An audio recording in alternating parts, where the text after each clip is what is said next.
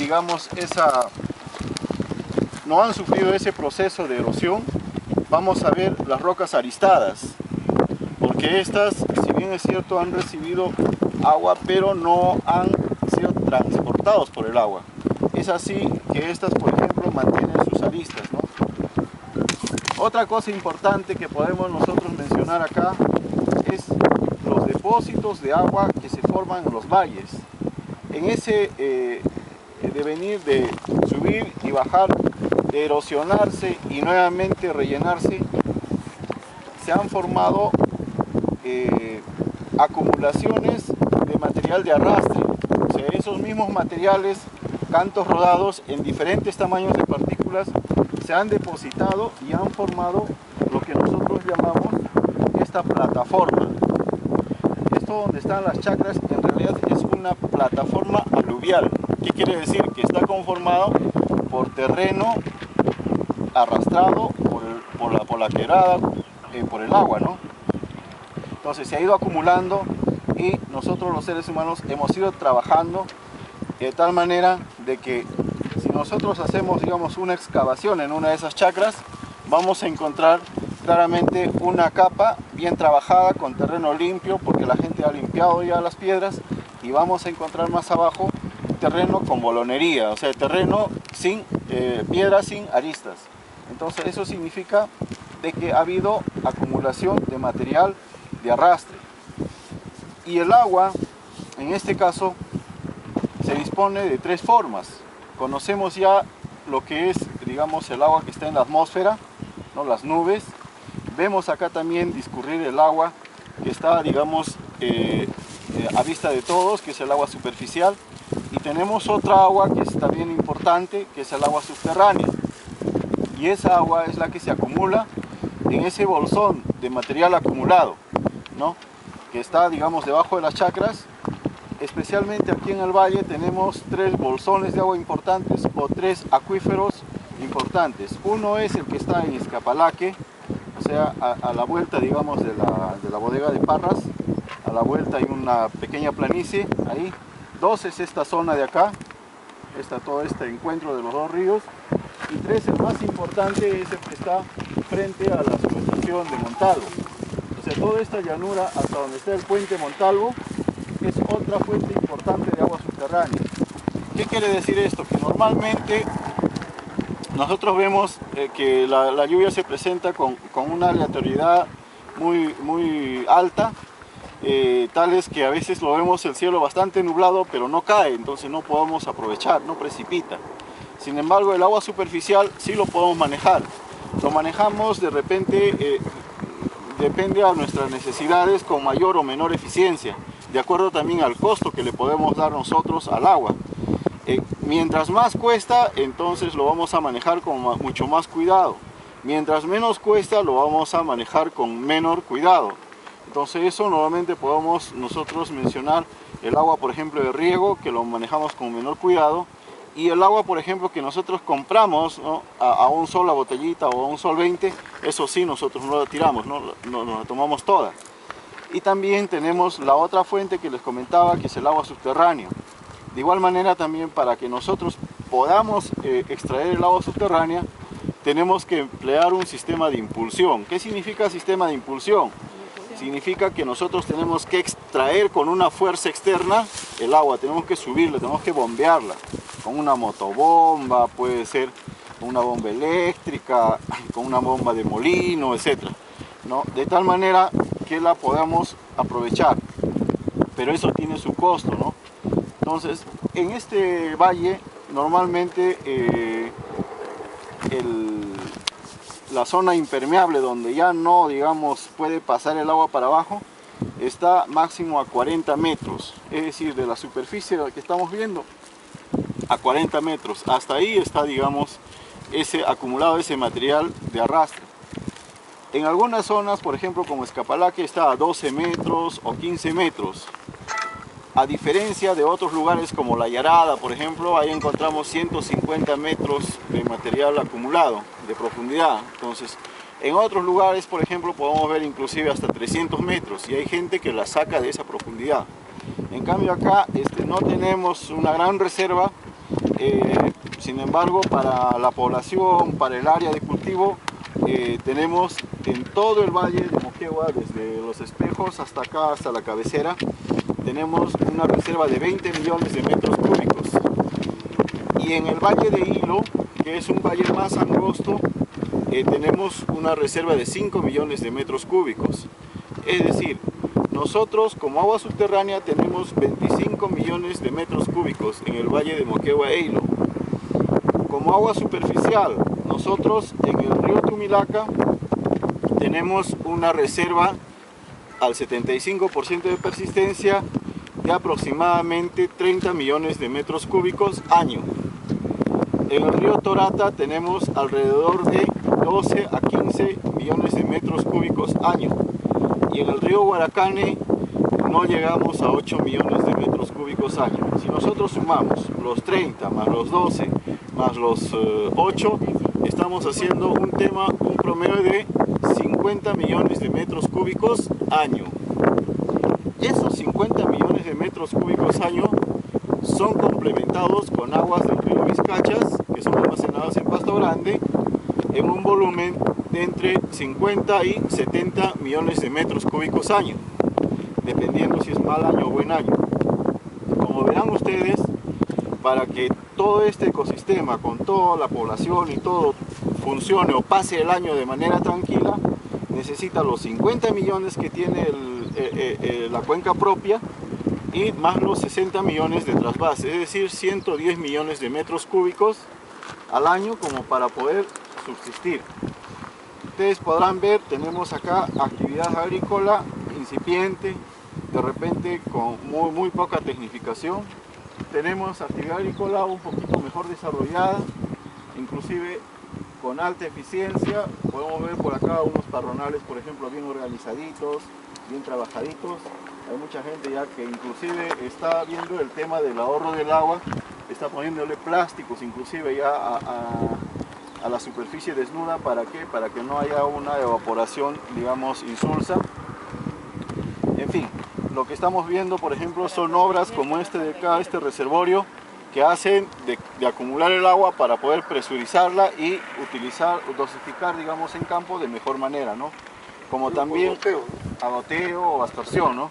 Entonces, como también podemos ver zonas todavía que no se riegan y tampoco se regarán, ¿no? Porque uno puede ser de que el suelo es la limitante, dos puede ser la topografía o simplemente la escasez de agua, ¿no? Como podemos estar viendo, por ejemplo, en esta parte de acá arriba, ¿no? Vemos unas cuantas chacras, hay condiciones, es plana la superficie, pero no se puede regar porque no hay agua, ¿no? Bueno, creo que eso sería... Esa parte de allá, este es el valle, pero sin embargo hay agricultura allá arriba. ¿Eso es producto de qué cosa?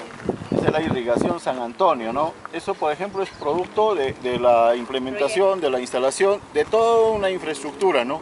Tanto para aquel lado como para aquel lado, el agua prácticamente la han sacado del valle. Entonces lo han sacado a través de todo un sistema de canales, de tuberías, y eso tiene un costo, ¿no? Entonces, esa superficie, por ejemplo, de ahí, normalmente está sobre terreno así de origen coluvial, ¿no? ¿Qué significa coluvial? O sea, donde poco ha intervenido el agua, ¿no? Y cuando nosotros hablamos del valle, donde ha intervenido bastante el agua, hablamos de origen aluvial, o sea, que ha intervenido bastante el agua, ¿no?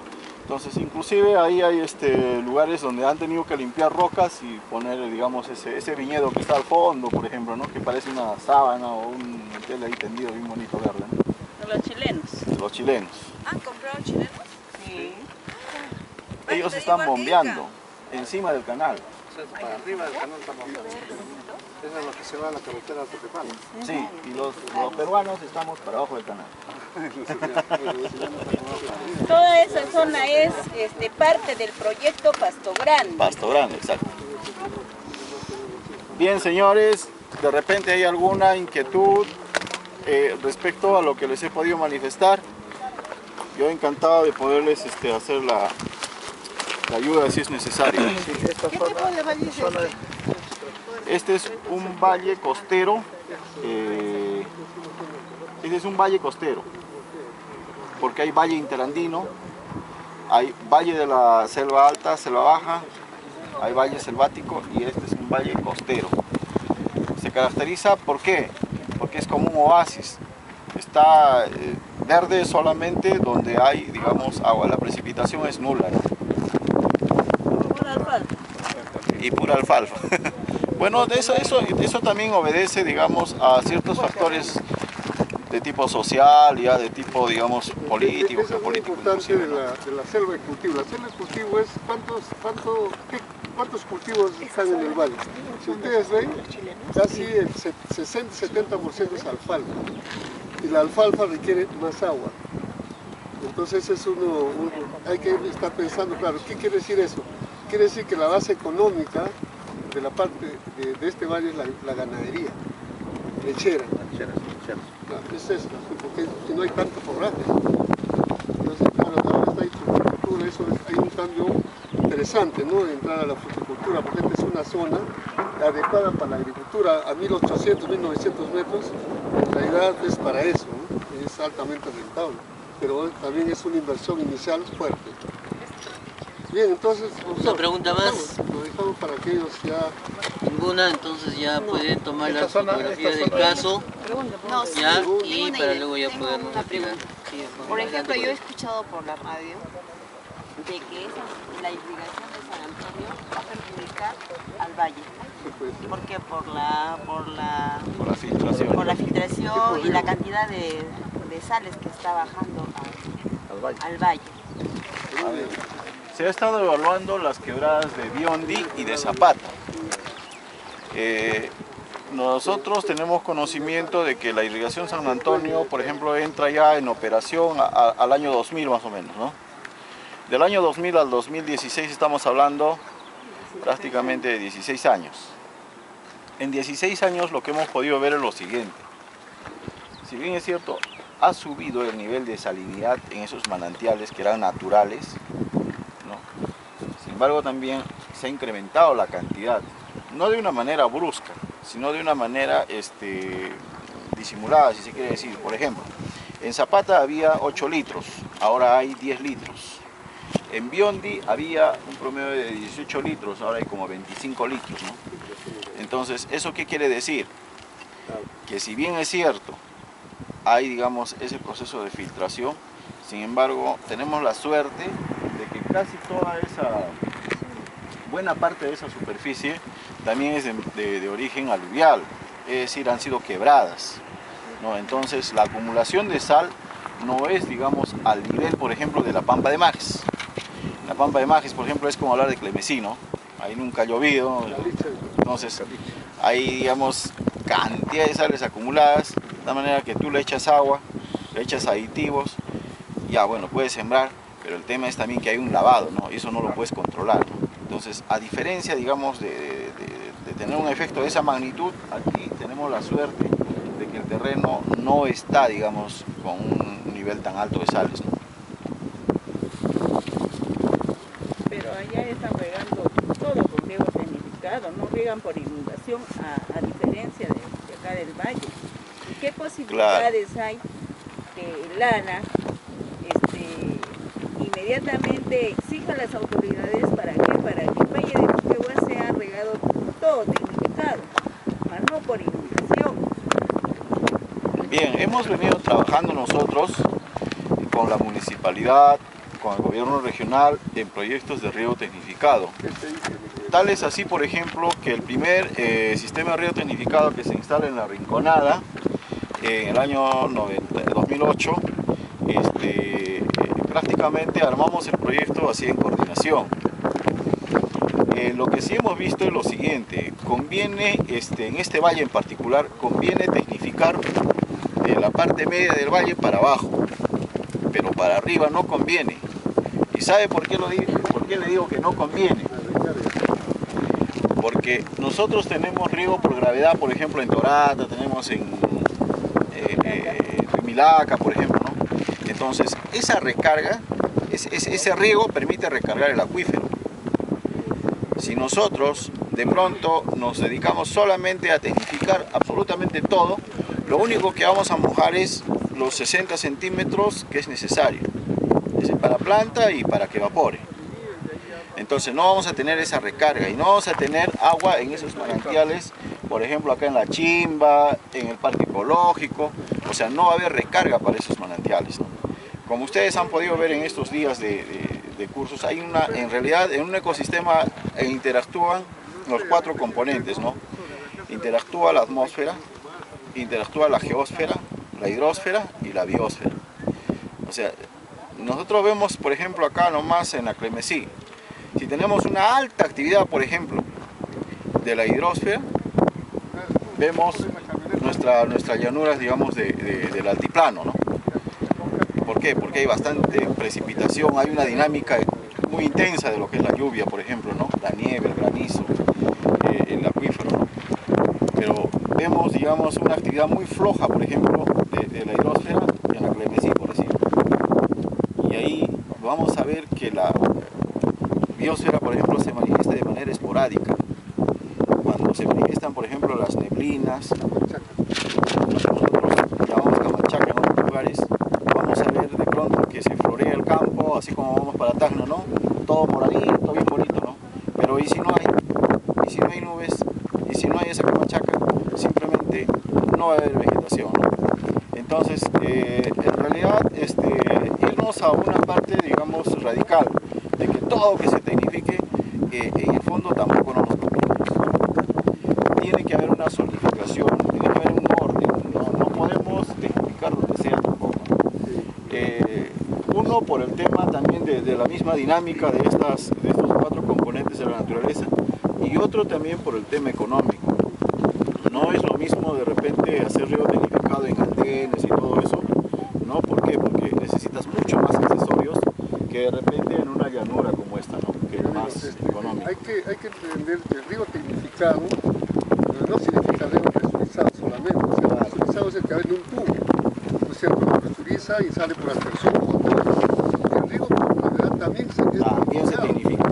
¿Qué sucede? Cuando no se maneja bien ese riego, puede suceder el mal uso del agua, un uso excesivo, pero el riego por gravedad, cuando se maneja técnicamente, es un buen riego y tiene su sitio. No le vas a poner a los andenes, no vas a poner riego por goteo ni aspersión. Ahí tiene que regar por riego por gravedad y es un riego controlado, excelente, y eso lo han demostrado nuestros incas desde tiempos pretéritos.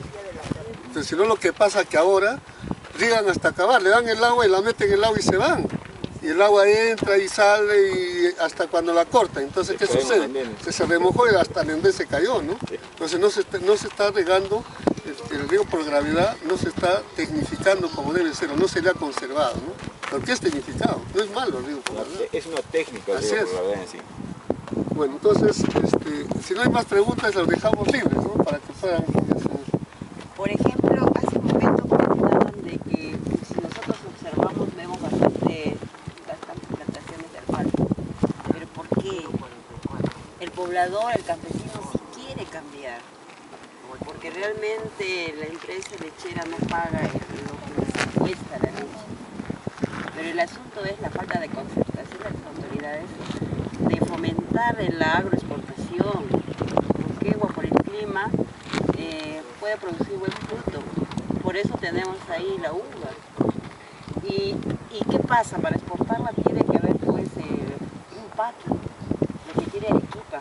Arequipa sí está sacando un packing. Pueden exportar, en cambio Moquegua no. Pero ese packing, que creo que ya está en construcción, justamente creo que está en aquel sector, es para Chile, para la empresa chilena. ¿Y por qué no para el poblador, para el agricultor moqueguano?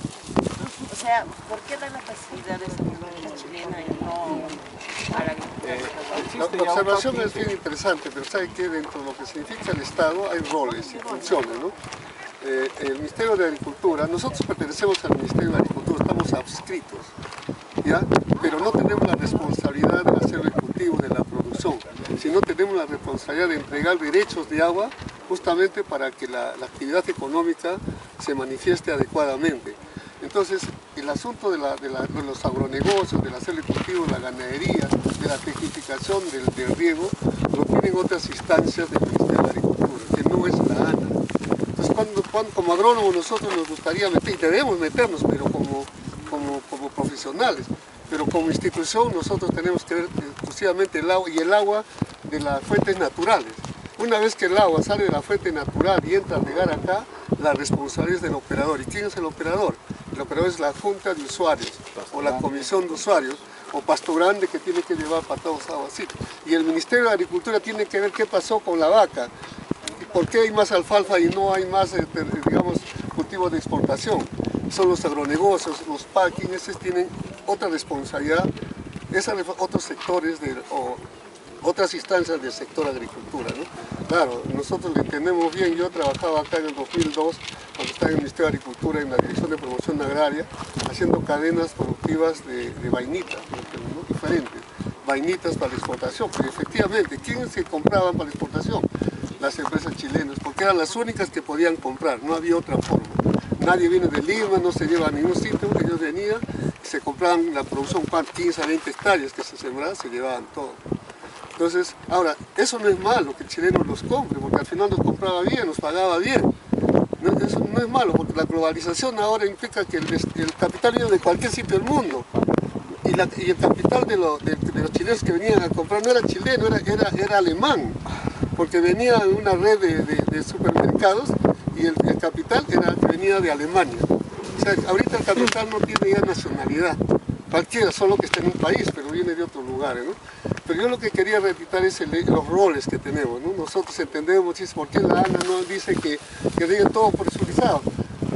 Nosotros quisiéramos, y eso es la responsabilidad del PSI, por ejemplo, el Programa Subsectorial de Irrigaciones, que es el Ministerio de Agricultura.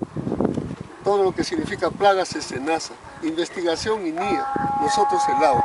Claro, lo que pasa es que no interaccionan y no se coordinan muchas cosas. No hay comunicación. Claro, no hay una comunicación adecuada que permita potenciar las capacidades y que se beneficie el productor.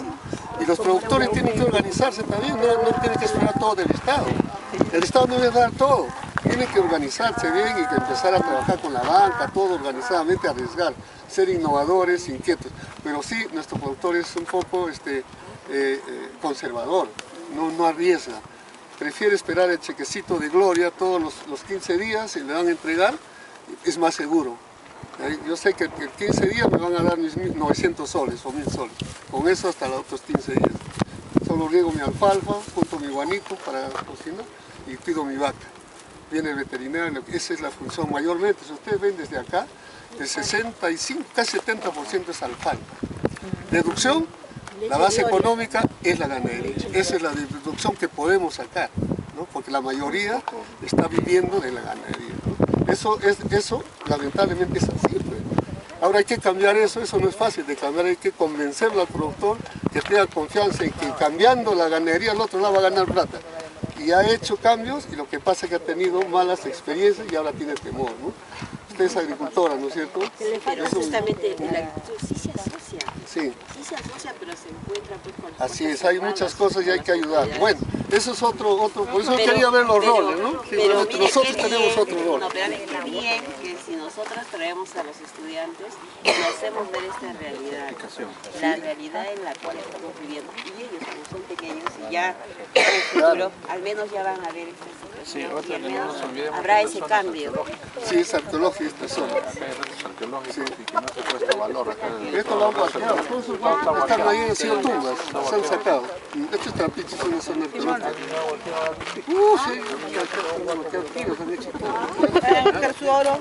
Bueno, entonces lo dejamos para que ustedes vean su... ¿Cuánto tiempo? Ya nos vamos. Ya, ¿Nos vamos? sí, ya podemos retirarnos y bajar. Gracias, ingeniero. Nos está esperando un aplauso para el